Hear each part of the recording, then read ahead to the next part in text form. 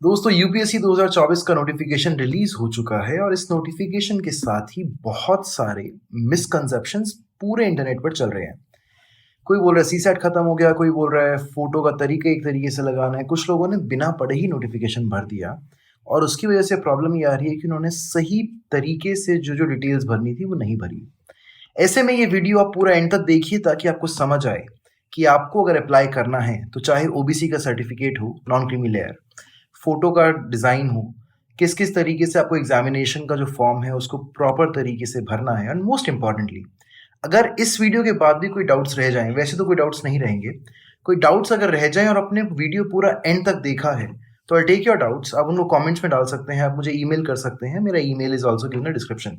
चलिए शुरू करते हैं। सबसे पहले आपको समझना है कि हाल फिलहाल में एक नया तरीका शुरू हुआ है, दैट इज ओटीआर प्रोफाइल। एक वन टाइम रजिस्ट्रेशन आपको करना पड़ता है जिसके बेसिस पर आपका ये एप्लीकेशन होता है। अगर आपने 2023 में एग्जाम दिया था तो ओटीआर आप ऑलरेडी कर चुके हैं। आपका डेटा वहीं से फेच हो जाएगा। आपको अपना डिटेल्स देने के साथ ही आपको जो जो स्क्रैच से शुरू नहीं करना पड़ेगा एप्लीकेशन करते हुए। लेकिन अगर आपने ओटीआर में कुछ कुछ चेंजेस करने हैं, फर्स्ट टाइम रजिस्ट्रेशन आप कर रहे हैं, तो बी वेरी केयरफुल। ओटीआर में कुछ कुछ बेसिक चीज़ें आपकी जाएंगी जिससे आपको फ़ोन नंबर, आधार, नाम, सारी बेसिक डिटेल्स वो आपकी फेच करना शुरू कर देगा। फिर आप चाहे सीडीएस दो, चाहे सीएपीएफ दो, सिविल सर्विसेज दो, यूपीएससी का कोई भी एग्जाम दो, उसका डेटा वहीं से फेच हो जाएगा। हर बार एग्जाम शुरू से करने की जरूरत नहीं है एप्लीकेशन में। अगर आपके ओटीआर में कोई दिक्कत है, एक एप्लीकेशन फॉर्म आपने अगर कुछ दिक्कत के साथ भर दिया है, जैसे कुछ दोस्तों ने बिना पढ़े ही भर दिया तो उसमें फोटोज नहीं लगाई, फोटोज का सही डायमेंशन पिक नहीं किया, कुछ लोगों ने उनको याद ही नहीं आ रहा कि उन्होंने ऑप्शनल क्या भर दिया, रैंडमली भर दिया, सोचा नहीं कि क्या भरना है। कुछ लोगों ने माउस में, जब वो लोग उसमें अप्लाई कर रहे थे, ये सभी डॉक्यूमेंटेड है, मेरे पास ईमेल्स आए हैं लोगों के, जब वो माउस में उसको स्वाइप कर रहे थे, रोल करते करते ध्यान ही नहीं रहा क्या भरना था, कुछ और भर दिया। इन सभी लोगों को डरने की जरूरत नहीं है क्योंकि आपको यूपीएससी 7 दिन की म्याद देगा। उस 7 दिन के अंदर अंदर आप ये एडिट्स कर सकते हैं बड़े आराम से। चलिए, सबसे पहले जब आप एग्जाम भरने जाएं तो ये डेटा आपके पास होना चाहिए। एक Aadhaar card, voter ID, PAN card, कोई भी एक डिटेल आपके पास होनी चाहिए। 5 मार्च को 6 बजे तक ये लास्ट आप इस फॉर्म को भर सकते हैं। जब आपके पास रिप्रेजेंटेशन आएगा, इसमें ये मेंशन है कि जिस दिन एग्जाम खत्म होगा, next day of the examination date, यानी कि अगर 26 को खत्म है तो 27 मई से 7 दिन आप जोड़ लीजिए, 27, 7, 34, 31, लगभग 3 जून तक ऑनलाइन क्वेश्चन पेपर रिप्रेजेंटेशन चलेगा, जिसमें आप कोई भी अगर आपके क्वेश्चंस को लेकर दिक्कतें हैं तो वो आप डाल सकते हैं वहां पे। मोबाइल फोन वगैरह बैंड है, ये बेसिक चीजें हैं। सबसे इंपॉर्टेंट चीज जिस पे बवाल मचा हुआ है वो है फोटो। तो यार, ये चीज जो भी लिखी हुई है, सबसे पहले इसमें एक तो ये है भाई 10 दिन से पुरानी फोटो नहीं होनी चाहिए। ऐसा क्यों किया? इस बार जो इंटरव्यूज हुए 2023 में, उसमें बहुत सारे एस्पिरेंट्स की शक्ल जो अभी है वो कुछ और है। जो फोटो लगी हुई है वो जब कॉलेज एडमिशन में कभी दिए होगे 17-18 साल की उम्र की, 17-18 साल की उम्र की फोटोज लगी हुई हैं, और अब उम्र होगी 25, 26, 27, 28, तो वो चेहरे में बहुत फर्क है। It was very hard for the commission to cross check. मेरे सामने डैफ में कुछ रखा है, तुम्हारी शक्ल कुछ और है। एज एन एग्जामिनर मेरी बड़ी दिक्कत आई। तो उसके लिए 10 दिन पुरानी फोटो से ज़्यादा नहीं होनी चाहिए। उसमें आपको नाम और डेट जिस पर फोटोग्राफ खींची गई है, एक ईमेल मेरे पास आया कि मैं अपनी डेट ऑफ बर्थ लिख दूं उस पर। भाई मत करो ऐसा, साफ साफ लिखा हुआ है जिस डेट को फोटो खींची गई वो डेट लिखनी है। अब फॉर्मेट क्या है? 3/4 ऑफ द स्पेस आपका चेहरा हो, 1/4 में वो हो। इसको ऐसे समझो कि अगर ये एक फोटो, एक पासपोर्ट साइज फोटो है अगर ये, तो इसके अगर हम 4 हिस्से कर लें, 1, 2, 3 और ये चौथा, तो इसमें एक सिंपल सी चीज ये है, अगर मान लो ये इतने में 4 हिस्से अगर इसके बनते हैं तो एक बार दोबारा करना युवराज, ये फोटो वाला। तो फोटो वाले में ये समझो कि अगर ये एक पासपोर्ट साइज फोटो है और इसके 1, 2, 3, 4 हिस्से अगर बनते हैं, तो यहां पर डेट एंड योर नेम, नाम पूरा, फर्स्ट नेम, सेकेंड नेम, जैसा भी आपका 10वीं के सर्टिफिकेट में लिखा हुआ है वैसा नाम आपको यहाँ पर लिखना है। यहाँ पे आपकी तस्वीर आएगी, passport size photo, which is clicked in last 10 days of your application. अगर आप last 10 days of start of application यानी कि 14/2 को एप्लीकेशन शुरू हुआ है, तो 5/2 के बाद के फोटोज आपके होने चाहिए, 5/2/2024। तो सबसे पहले तो भाई जाके एक फोटो खिंचवाओ, और जो रंजन नगर में या देश के किसी भी कोने में रहते अपनी शक्लें बना रखी है वो सुधारो। क्यों? क्योंकि इन फोटोज में आपका जो लुक है, बेयर्डेड फोटोग्राफ है, अगर मान लो जो भी आपका लुक है, appearance, it must match with photograph at stage of pre, mains and interview. सबसे आसान तरीका है शेव कर लो। I trim this morning. सबसे आसान तरीका है ट्रिम कर लो, शेव कर लो। उसके बाद वही मेंटेन करना बहुत आसान है प्रीलिम्स में, मेंस में और इंटरव्यू में। ज़्यादा प्रॉब्लम प्रीलिम्स और मेंस में नहीं आएगी, ज़्यादा प्रॉब्लम आएगी इंटरव्यू में। लेकिन अगर कमीशन ने बोल दिया कि 3/4 स्पेस में इस तरीके से फॉर्मेट में होनी चाहिए और 10 दिन पहले यानी कि 5 फरवरी के बाद की फोटो होनी चाहिए, तो वो करा लो। अब प्रॉब्लम ये आएगी कि यार how do I write my name and date of photograph. बहुत सारे एस्पिरेंट्स को ये इतना टेक सेवी अगर नहीं है तो दिक्कत आती है। हालांकि ये बहुत आसान प्रोसेस है जिसे आप कैनवा में खुद कर सकते हैं, घर पे ही अपनी एक सेल्फी लेकर उसको मेंटेन कर सकते हो। या फिर आप जिस भी फोटोग्राफर के पास जाएंगे उसको आप ये मेंशन कर दो कि पासपोर्ट साइज के ही फॉर्मेट में 3/4 में तो मेरा चेहरा लगा दीजिए, नीचे मेरा नाम लिखिए और नीचे डेट ऑफ फोटोग्राफ लिखिए। और ऐसे मतलब काफ़ी सारे कॉपीज करा लो उस एक फोटो के। आई थिंक 50-60 रुपये में 8-10 फोटोज मिल जाती हैं। वो आप करा के रख लीजिए, क्योंकि ये प्रोसेस लंबा चलेगा। ये प्री में भी होगा, मेन में भी होगा, इंटरव्यू में भी होगा, सब जगह आपके काम आएगा। और क्योंकि आप ये वीडियो देख रहे हो तो मैं अज्यूम कर रहा हूँ कि आप एक सीरियस एस्पिरेंट हो। तो ये मत सोचना कि यार हम तो सिर्फ प्रीलिम से बाहर निकल जाएंगे, मेन से बाहर निकल जाएंगे। नहीं, अगर आप ये वीडियो देख रहे हो, आप सीरियस एस्पिरेंट हो, खुद को ये बात मजबूत करो कि आप इस बार एग्जाम देने जा रहे हो तो एग्जाम निकाल कर ही आओगे। 8-10 फोटोज निकाल लो, बस इतनी सी बात है। 2-3 चीज़ें हैं इसमें। 10 दिन पुरानी फ़ोटो हो, उसके नीचे ये एक फॉर्मेट है 3/4 और 1/4 का, जिसमें आपका नाम ऊपर और डेट जो है, डेट ऑफ फोटोग्राफ, वो लिखी जाएगी। डेट ऑफ बर्थ नहीं लिखी जाएगी, ध्यान रखना। आगे चलो, एक थोड़ा सा ये मैसेज इस बार बड़ा इंटरेस्टिंग है। They want, I mean, the government strive to have workforce reflects gender balance and women candidates are encouraged to apply. तो ये थोड़ा सा एडवांटेज है इस बार। कौन कौन सी सर्विसेज हैं वो सब यहाँ पे दी हुई हैं। सभी 21 तरह की सर्विसेज हैं। अगर मान लीजिए कुछ लोग हैं जो ए सर्विसेज में नहीं जा पाते हैं, पोस्टल में, पीएनटी में, इन सब में जाने से कतराते हैं, तो ज़्यादातर लोग मैंने देखे हैं वो डैनिक्स या डैनिप्स ले लेते हैं, बिकॉज ग्रुप भी हो, बट यहाँ से आपका आईएएस बनने का चांसेस हो जाते हैं, आईपीएस बनने के चांसेस हो जाते हैं। वो आप अपने हिसाब से देख सकते हो कौन सी सर्विसेज आपको भरनी है, प्रेफरेंस वगैरह आपको देनी पड़ेंगी। 1056 इस बार वैकेंसीज हैं। ये बहुत कम होता है कि 1000 से ज़्यादा वैकेंसीज निकले। इसका मतलब क्या है? दरअसल हर एक सिलेक्शन पे, मतलब हर एक वैकेंसी पे 13 लोगों का प्रीलिम्स क्लियर होगा। ये कहाँ से आया? ये यूपीएससी ने हमें बताया। यूपीएससी ने ही, मतलब ये एक बेसिक स्टैट है जो इसमें कहीं मैंने पढ़ा भी था, या फिर वैसे भी ये एक मतलब प्रोसेस एक बेसिक यही होता है कि 13x चलता है।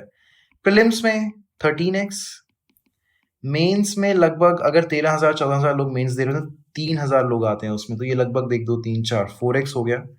और इंटरव्यू में पीटी जिसको बोलते हैं, उसमें 3x लोग लिए जाते हैं। तो अगर 1056 लोग को सेलेक्ट करना है इस बार यूपीएससी ने, तो करीब करीब 3300 के आसपास लोगों का इंटरव्यू लिया जाएगा। इसको नंबर को अगर देखा जाए तो 13 इंटू ऑलमोस्ट 1100, 13,000, मतलब 14,300 के आसपास जो एस्पिरेंट्स हैं उनका, मतलब लगभग ये समझ लो 14,000 का ही इस बार प्रीलिम्स क्लियर होगा।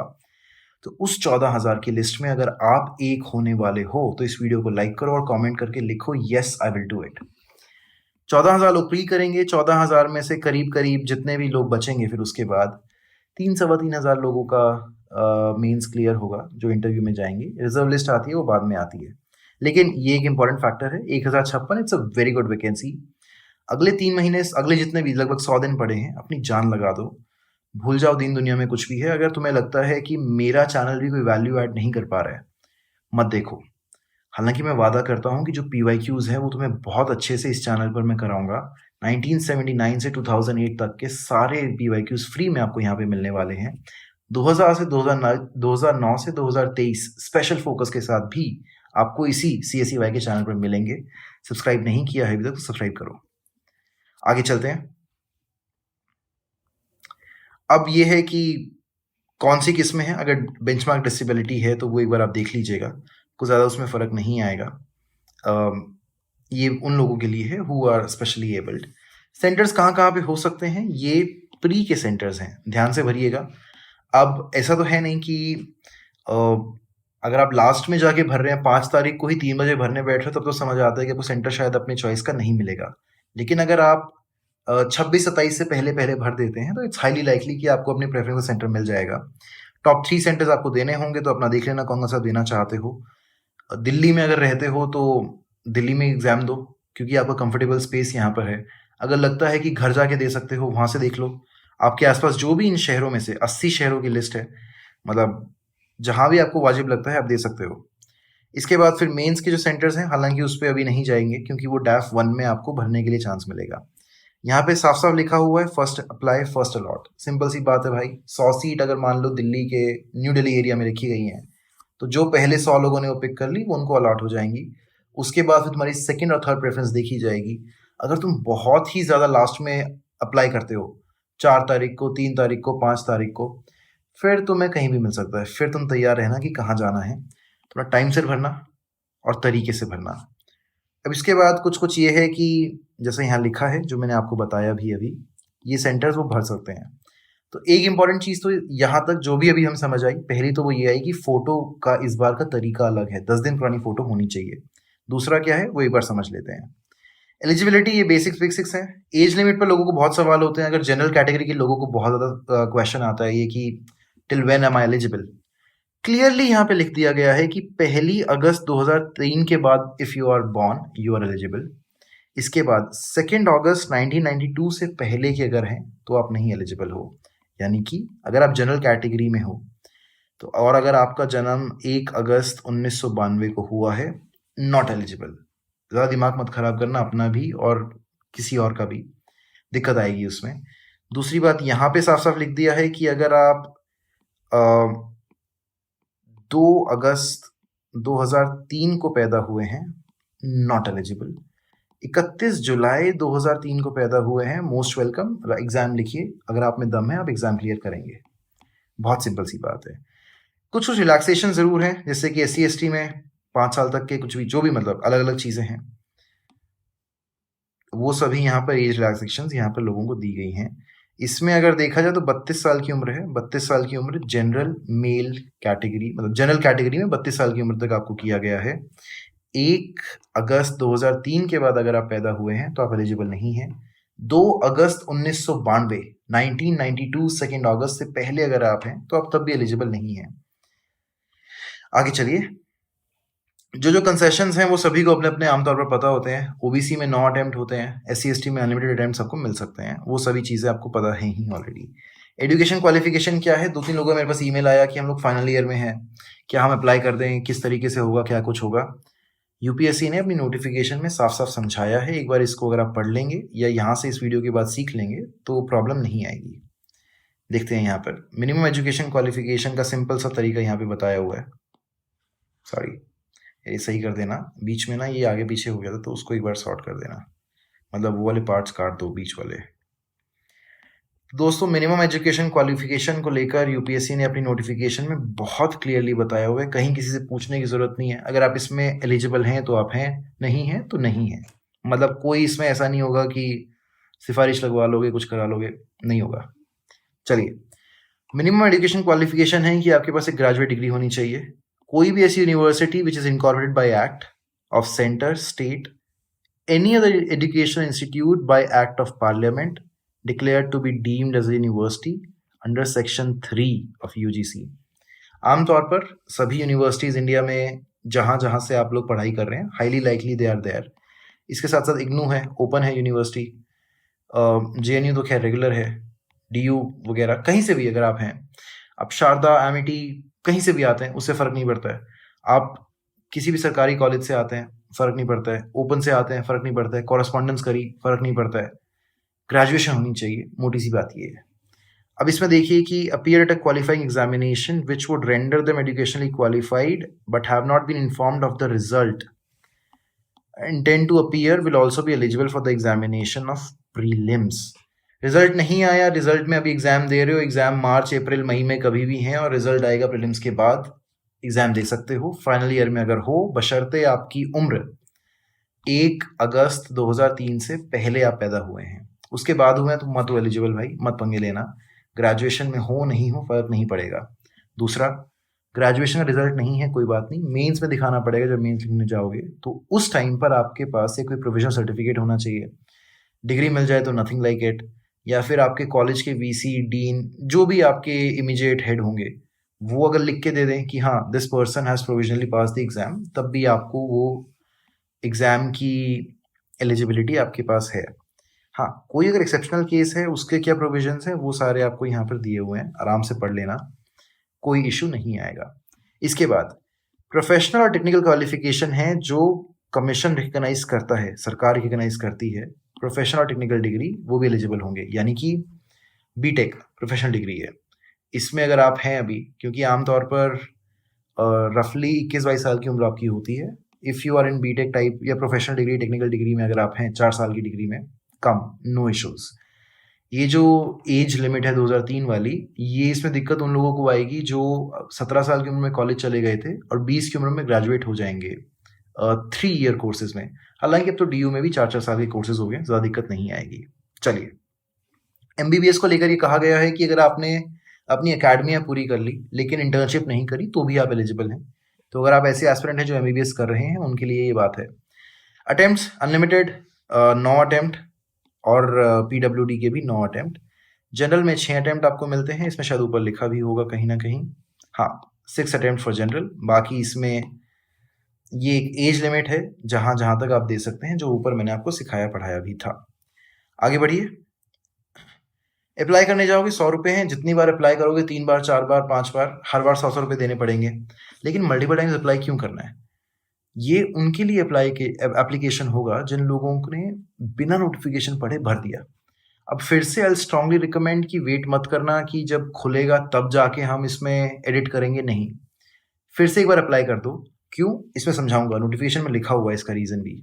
आइए, ये कुछ बेसिक चीज़ें हैं जो आपको मतलब एप्लीकेशन के टाइम पे पता होनी चाहिए, वो कोई वैसी भारी चीज़ नहीं है। अप्लाई करना कैसे है? ओटीआर होगा, अगर आपने 2023 में पेपर दिया है, यूपीएससी प्रीलिम्स दिया है, तो कोई इशू नहीं है, आपका ओटीआर ऑलरेडी हो चुका है, वहीं से डेटा फेच हो जाएगा। कुछ मॉडिफाई करना है, क्या करना है, कैसे करना है, तो उसके लिए भी 12 मार्च 2024 तक की डेट दी गई है, which is 7 days after starting from next date of application जब भी हो जाएगी। मॉडिफिकेशन करना है बिना ओटीआर चेंज किए, अगर आपको ओटीआर नया है नहीं है तो उसके लिए भी ये तारीख है 6 मार्च से 12 मार्च के बीच में। आप अपने फॉर्म में अगर कोई एडिट्स करने हैं आपको तो वो आप कर पाएंगे। अगर आप किसी गवर्नमेंट में गवर्नमेंट कंपनी में यानी कि पीएसयूज में गवर्नमेंट सर्विसेज में हैं, which is not through UPSC, state PCS में हो, कुछ भी हो, कोई भी हो, अगर आप ऑलरेडी आईपीएस सेलेक्ट भी हो गए हैं, आईआरएस सेलेक्ट हो गए हैं और एग्जाम फिर से देना चाह रहे हो, तो you need an NOC from your department, और वो एनओसी 5 मार्च से पहले पहले होनी चाहिए। आप अपने डिपार्टमेंट को जाकर बताओ कि भाई हम एग्ज़ाम दे रहे हैं। क्यों? डेकोरम है, एक डिसिप्लिन है गवर्नमेंट सर्विसेज का, एक कोड ऑफ कंडक्ट है। अगर आप इसको बताए बिना, एनओसी लिए बिना एग्ज़ाम देने चले जाते हैं और ईश्वर करे कि आप इंटरव्यू तक पहुंच जाएंगे लेकिन आपके पास एनओसी नहीं है 5 मार्च से पहले, नमस्ते, sorry and thank you, out of the gate, भूल मत करना। एग्जामिनेशन वगैरह ये तो बहुत बेसिक बेसिक चीज़ें हैं, कोई ऐसा इसमें बवाल नहीं है, कोई नया कुछ चेंज नहीं हुई है, कोई दिक्कत नहीं आएगी। अब ये है कि जो लोग फॉर्म भरने जाएंगे तो उसमें SC ST OBC EWS PWD इन सब के सर्टिफिकेट्स हैं, ये सबमिट अलॉन्ग विद नहीं करने हैं लेकिन इनके नंबर लिखे जाएंगे। यानी कि अगर मान लीजिए आप OBC नॉन क्रीमी लेयर के कैंडिडेट हैं, आपने कहा कि मेरे को सर्टिफिकेट देना नहीं है, मैं बस रैंडमली कहीं से नंबर लिख देता हूँ, मत करना, क्योंकि इसका नंबर आपको प्रीलिम्स की एप्लीकेशन में लिखना है, तो इसका मतलब है कि ये सर्टिफिकेट आपके पास होना चाहिए। अब इस सर्टिफिकेट में एक प्रॉब्लम लोगों को आ रही है, कुछ सवाल जो मुझे ईमेल में आए वो ये थे कि यार ये इनकम टैक्स वाला क्या है, 3 साल की इनकम मैं कहाँ से लेके आऊँ, 2020-21, 21-22, 22-23।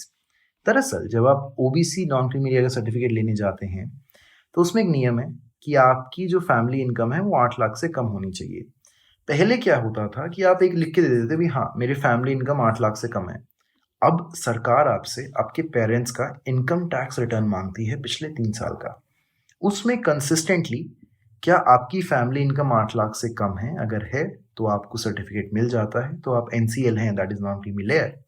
अगर नहीं है तो फिर से अगेन नमस्ते, thank you and sorry, out of the league. अब इसमें एक पेंच यहाँ फंसता है कि एक तो एग्रीकल्चर इनकम काउंट नहीं होती, एक सैलरी नहीं होती, लेकिन ये वेरी करना शुरू हो गया। अब बहुत सारे गवर्नमेंट ऑफिशियल्स इसके बेसिस पर अगर सैलरी को भी काउंट करते हैं, लेकिन जो latest government of India notification है उसमें कहीं ना कहीं ये मेंशन है कि salary and agriculture income are not counted. लेकिन फिर भी ये आपके लोकल सब डिवीजन पे डिपेंड करता है, मैं उस पर अलग से आऊँगा कि जो सर्टिफिकेट बनेगा ये कहाँ बनेगा, कैसे बनेगा, क्या क्या दिक्कत है। यहाँ पर ये सब कुछ बता रखा है। अगर आपने कोई भी गलत काम किया तो rule 19 of civil service examination की वजह से, की बदौलत से आपको बाहर का रास्ता दिखा दिया जाएगा। No compromises, no questions asked, no explanation sought, nothing. ठीक है जी। लास्ट डेट 5 मार्च को शाम को 6 बजे। ये मत करना 5 मार्च लास्ट डेट है 12 बजे तक भर लूंगा। भाई अपने लिए टारगेट बना लो कि 1 मार्च तक पहले पहले किसी पंडित जी को पत्र दिखाना है, किसी मौलवी जी से कुछ पूछना है, किसी गुरुद्वारे के गंथी जी से अगर आप मानते हैं उनमें, उनसे पूछ कर भरना है। तो 1 मार्च से पहले पहले जो भी शुभ दिन तुम्हारे हिसाब से बनता हो उसमें अपना फॉर्म भर लो, क्योंकि लास्ट में एक तो ट्रैफिक बढ़ जाएगा जैसे स्टार्ट में बढ़ेगा। 14 से समझ लो 14 से 16 तक तो ट्रैफिक बढ़ा ही बढ़ा है, बहुत ज़्यादा दिक्कत आएगी।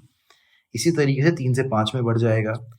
अगर आपका 6 बजे के बाद वेबसाइट का ट्रैफिक ज़्यादा था इसलिए रजिस्ट्रेशन नहीं हुआ, पेमेंट नहीं हो पाई, यूपीआई डाउन था, कोई भी ऐसी दिक्कत आई तो वो आपकी जिम्मेवारी है, वो एग्जामिनर की जिम्मेवारी नहीं है।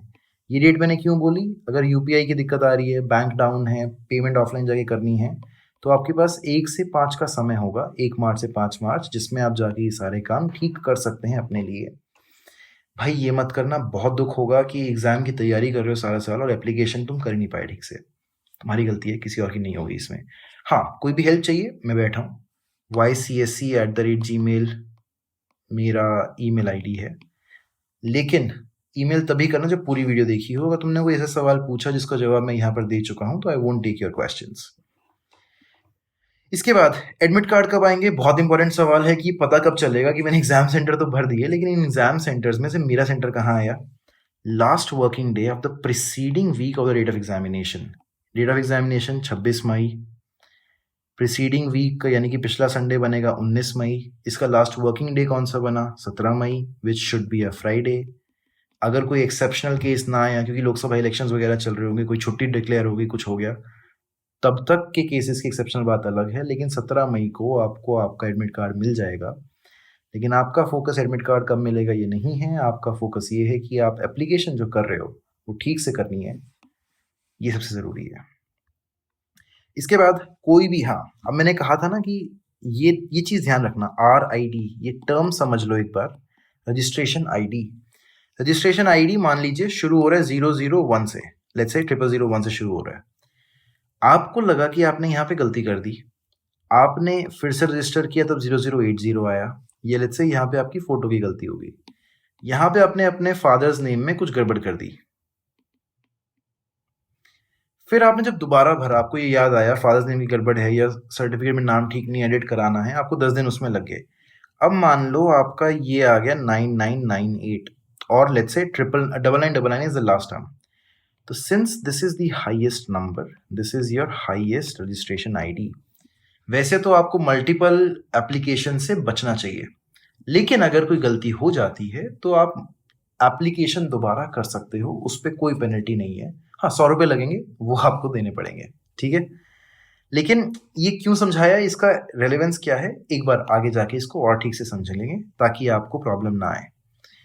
ओबीसी का जो सर्टिफिकेट है वो 2024 के लिए फाइनेंशियल ईयर की इनकम के बेसिस पे, ये इनकम आपको यूपीएससी को नहीं दिखानी है।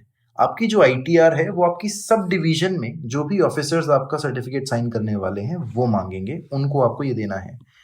ये और ये 3 साल का आईटीआर, इनकम टैक्स रिटर्न आपको फाइल करना है आपकी फैमिली में, आपके पेरेंट्स का और आपका। अब एक सवाल ये आता है कि यार अगर मैं नौकरी करता हूँ कहीं प्राइवेट में, पब्लिक में, तो क्या मेरा भी आएगा? जी नहीं, आपका आईटीआर वो नहीं मांगेंगे। Display.co से मिला एक अनुवाद।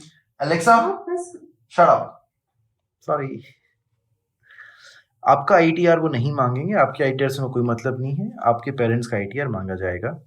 ईडब्ल्यूएस में अगर आप आते हैं तो उसका भी एक स्पेसिफिक फॉर्मेट है, दोनों का, एनसीएल का भी और ईडब्ल्यूएस का भी, वो आपको देखना होगा।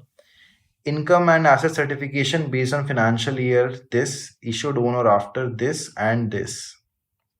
समझो, जो आपका ओबीसी एनसीएल का सर्टिफिकेट है वो 1 मई 2023 से लेकर 5 मार्च 2024 के बीच का होना चाहिए।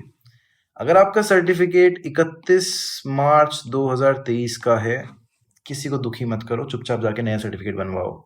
ये करना ही पड़ेगा। क्यों करना पड़ेगा? इसका जवाब यहाँ पर है।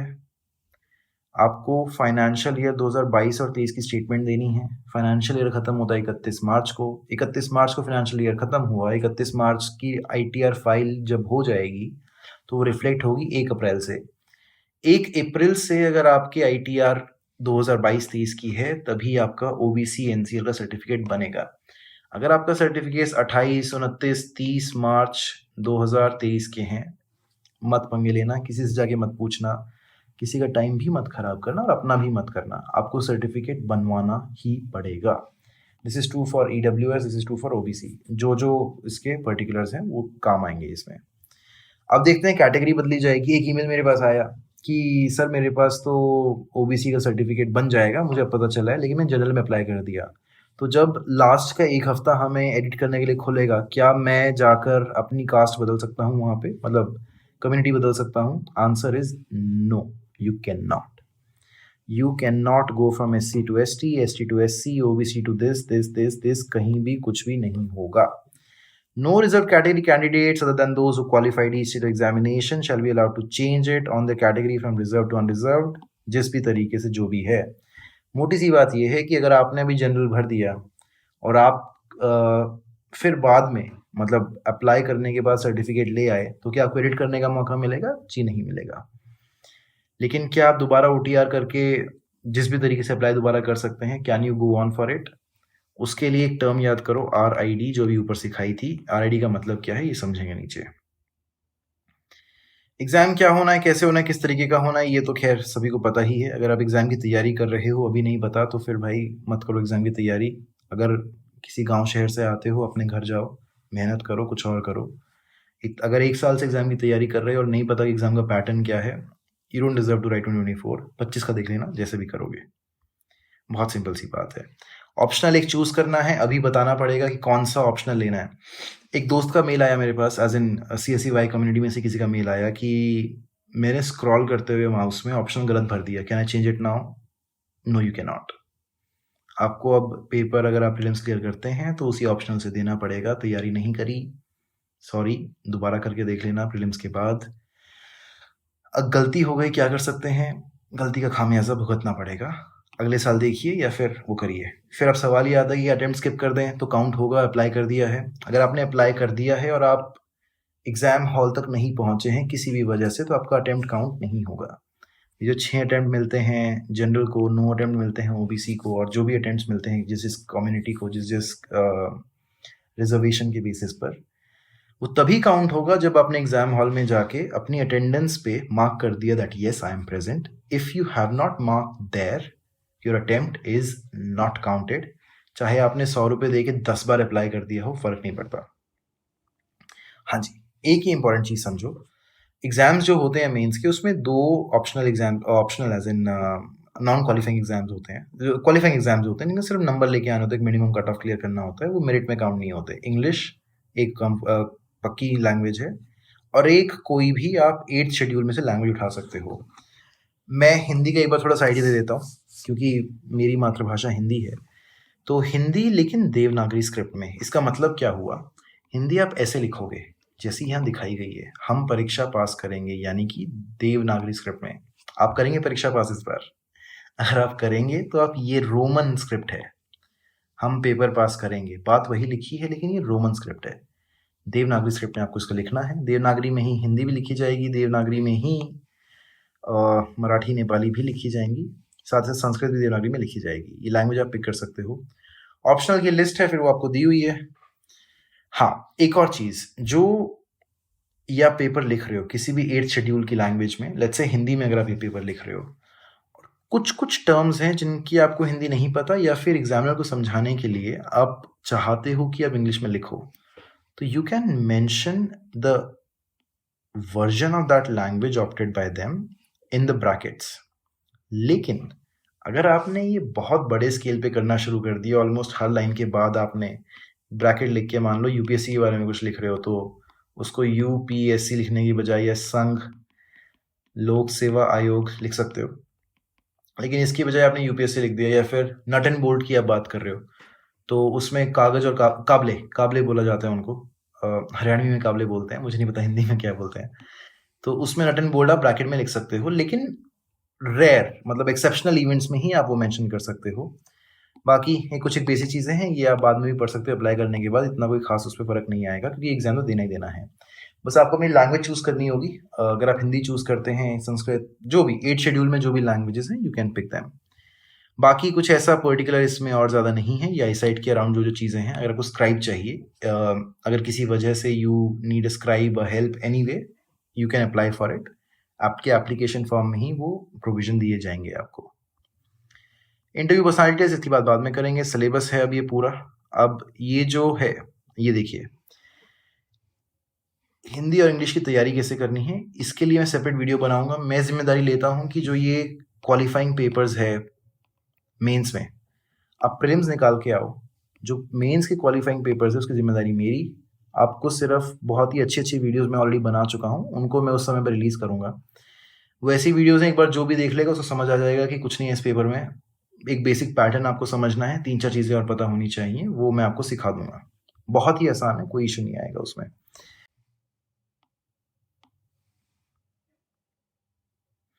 हाँ जी, कुछ बेसिक चीज़ें और अब बचती हैं। ये लास्ट था जूलॉजी का। अपेंडिक्स 2 में कुछ चीज़ें आप देख लीजिए। 100 रुपये की फीस लगेगी। SC ST फीमेल्स PWD ये एग्जेम्प्टेड हैं, इनका कोई पैसा नहीं लगेगा, मुफ्त में आप अप्लाई कर सकते हैं। वीज़ा, मास्टर, रुपए, credit, debit card, UPI payment किसी भी तरीके से आप पे कर सकते हैं। बस एक थोड़ा सा ध्यान रखना कि पेटीएम का थोड़ा सीन चल रहा है, तो UPI अगर उससे ना हो पाए तो वो अपना मॉडरेट कर लेना। RBI के साथ कुछ क्लैश चल रहा है उनका। क्या क्लैश है मतलब, that is a separate story, I can explain it to you, but that is not the point of this. अब ये जो फोटो है, ये जो 3/4 वाली फोटो आपको लगानी है, जिसमें 1/4 is your name and date of photograph and 3/4 is your face, ये 300 KB से बड़ी नहीं होनी चाहिए। 20 KB इसकी रेंज है, 20 KB to 300 KB के बीच में। प्रॉब्लम बहुत सारे बच्चों को ये आती है कि यार इसको मैं, अगर बड़ी है 1 MB की है तो 300 KB कैसे लेके आऊँ। भाई सिर्फ एक गूगल सर्च करो, इमेज कंप्रेसर, बहुत आसानी से बहुत सारे फ्री टूल्स आपको मिल जाएंगे, जिसमें आप वो फोटो डालने के बाद मैनुअली लिख सकते हैं कि इसका कितना साइज आपको चाहिए या कितना आपको इसका डायमेंशन चाहिए, सब मिल जाता है। गूगल करने की देर है, थोड़े से आत्मनिर्भर बनो, बहुत आसान चीज़ें हैं।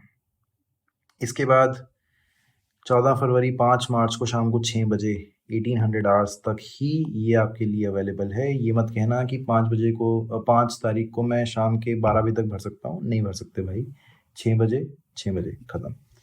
RID एप्लीकेंट्स, ये एक बार इंपॉर्टेंट है। RID में तीसरी या चौथी बार जिक्र कर रहा हूँ, सुनो। Applicant should avoid submitting multiple applications.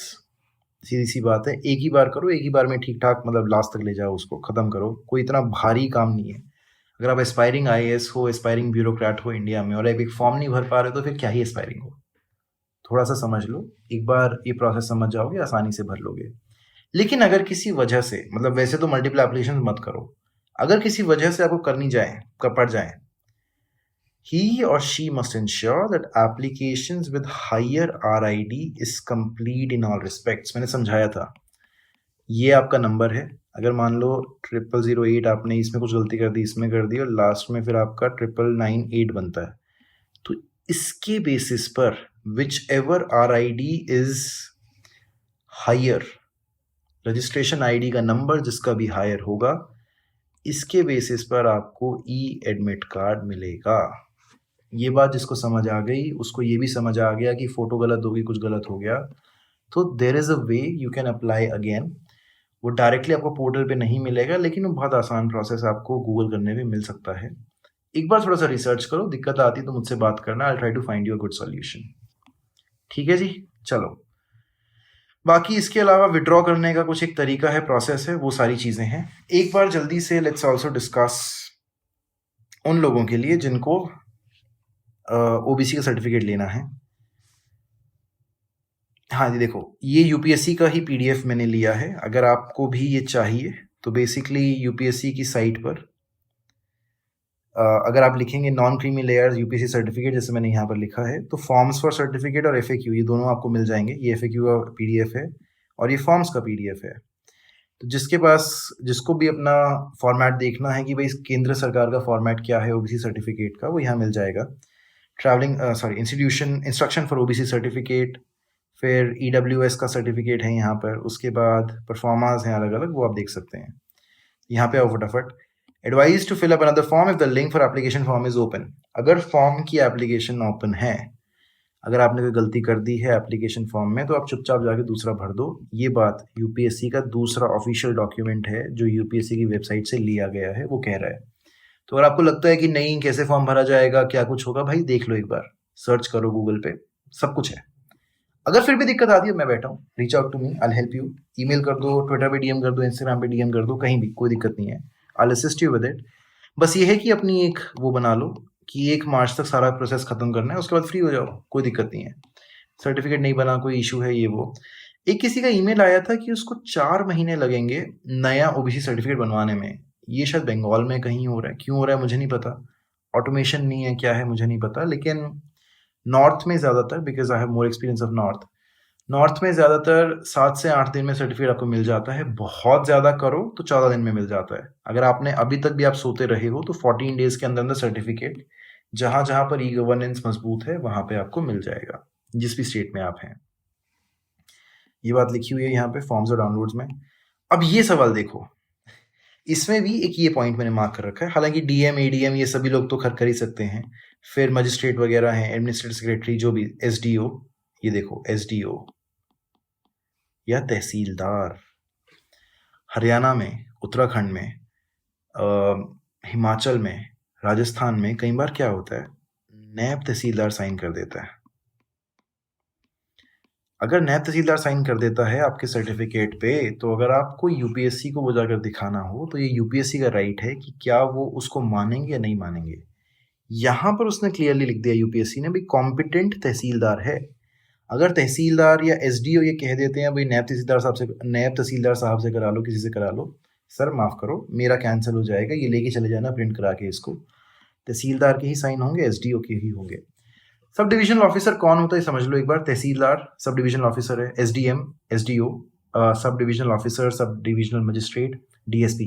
हालांकि डीएसपी का ये पावर नहीं है, बट ये एक ऐसे ही मैं आपको सिखा रहा हूँ कि ये सभी लोग सब डिवीजन के टॉप बॉसेज होते हैं। पुलिस में बॉस हो गया डीएसपी, डिवीजन ऑफिसर में एसडीओ, एसडीएम होते हैं जो मजिस्ट्रेट वाले काम है सारे उसमें, तहसीलदार जो जितने भी तहसील के काम है वो सारे उसमें होते हैं।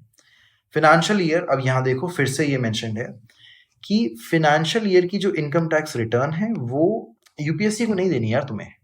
वो जब भी तुम ओबीसी एनसीएल का सर्टिफिकेट लेने जाओगे, सिर्फ इसका या फिर ईडब्ल्यूएस का, तब देनी है। जनरल के हो, एससी एसटी के हो, पीडब्ल्यूडी हो, आपको नहीं ज़रूरत है, आप पंगे मत लेना, आपको कोई इशू नहीं आएगा। बाकी तो बेसिक चीज़ें हैं, बाकी कोई ऐसी प्रॉब्लम नहीं आएगी। अगर आप एग्ज़ाम के लिए अप्लाई कर रहे हैं तो ऑल द बेस्ट। आप जिस भी भगवान में मानते हैं उनका नाम लेकर एग्ज़ाम भरने जाइए। जिस भी धर्म में मानते हैं, कोई मुहूर्त वगैरह देख रखा है तो उसमें भर दीजिए। नहीं भी मानते हैं तो आपको जो भी समय वाजिब लगे आप उसमें एग्ज़ाम की प्रिपरेशन, एग्ज़ाम का एप्लीकेशन फॉर्म भर दीजिए।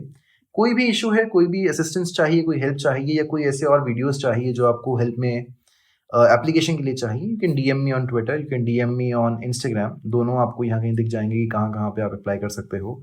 ईमेल लिख सकते हैं आप मुझे। ये सारे लिंक्स जो भी मैंने अभी यहाँ पे बताए वो आपको, फॉर्म्स और डाउनलोड्स के लिंक आपको वीडियो के डिस्क्रिप्शन में मिल जाएंगे। मोस्ट इंपॉर्टेंटली जब अप्लाई कर लोगे तो उसके बाद हैवी फोकस देना है पीवाईक्यूज पे। मेरी जिम्मेवारी है पिछले 45 साल की पीवाईक्यूज आपको कराना। एक एक सवाल इस तरीके से कराऊंगा कि जब एग्ज़ाम देने जाओगे ना, तो आपको ये समझ आएगा कि पीवाईक्यू से कितना रिपीटिशन आता है और आप कम से कम 20 से 25 सवाल, 30 सवाल तक भी कई बार सिर्फ़ पीवाईक्यू के बेसिस पे तो एलिमिनेट कर सकते हो या मार्क कर सकते हो। There is enormous opportunity. इतना ही नहीं, सिर्फ़ सिविल सर्विसेज़ नहीं, मैं आपको सीडीएस, सीएपीएफ के भी पीवाईक्यूज़ कराऊँगा इसी यूट्यूब चैनल पर। सब्सक्राइब ज़रूर कर लो अगर अब तक नहीं किया है तो। अभी के लिए शुक्रिया।